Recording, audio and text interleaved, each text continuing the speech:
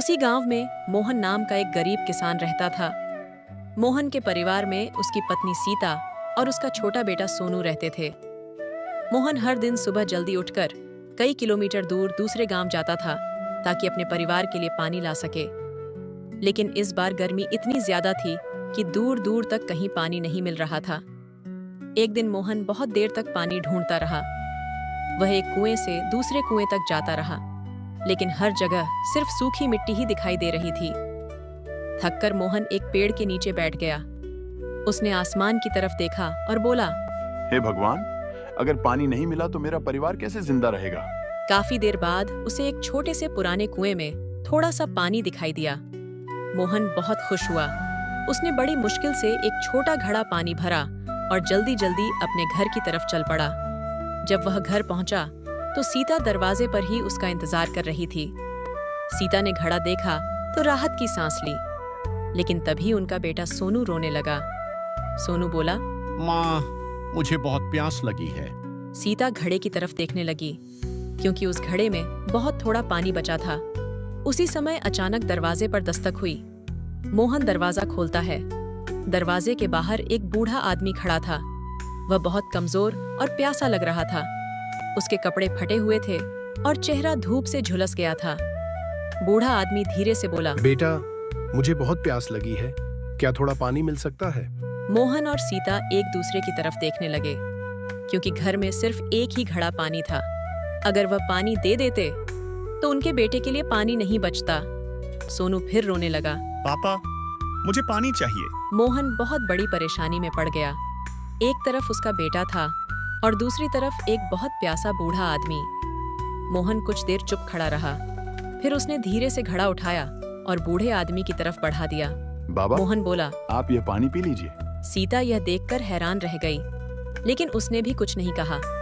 बूढ़े आदमी ने पानी पिया और मोहन की तरफ देखकर मुस्कुराया। फिर उसने कहा, बेटा, तुम्हारा दिल बहुत साफ है। भगवान तुम्हें इसका फल जरूर देंगे। इतना कहकर वह बूढ़ा आदमी धीरे धीरे वहां से चला गया। मोहन घर के अंदर आया। सोनू अभी भी प्यास से परेशान था। सीता की आंखों में आंसू आ गए। वह बोली, अब हम क्या करेंगे? मोहन ने सोनू को गोद में उठाया और बोला, बेटा, थोड़ा इंतजार करो, भगवान जरूर मदद करेंगे। मोहन और सीता दोनों बहुत परेशान थे। घर के बाहर तेज गर्म हवा चल रही थी। गांव की गलियां पूरी तरह सुनसान थीं। लोग अपने अपने घरों में छिपे बैठे थे, क्योंकि इतनी भयानक गर्मी में बाहर निकलना भी मुश्किल हो गया था। मोहन दरवाजे के पास खड़ा होकर आसमान की तरफ देखने लगा, लेकिन आसमान बिल्कुल साफ था। दूर दूर तक कहीं बादल दिखाई नहीं दे रहे थे। सीता धीरे से बोली, लगता है भगवान ने भी हमारी सुननी छोड़ दी है। नहीं सीता, भगवान देर जरूर करते हैं, लेकिन मदद जरूर करते हैं। घर के अंदर भारी सन्नाटा छा गया।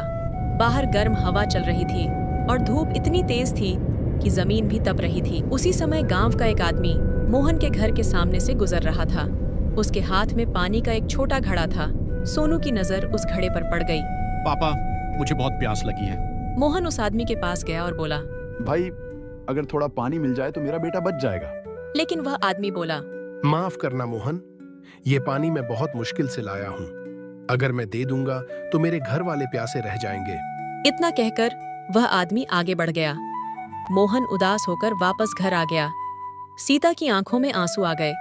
उसी समय अचानक तेज हवा चलने लगी। पेड़ जोर जोर से हिलने लगे।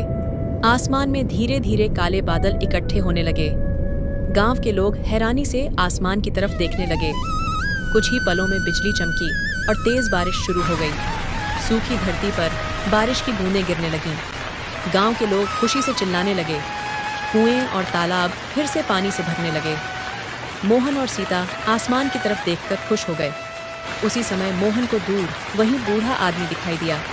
वह मुस्कुराया और धीरे धीरे बारिश के बीच गायब हो गया। मोहन समझ गया कि वह कोई साधारण इंसान नहीं था।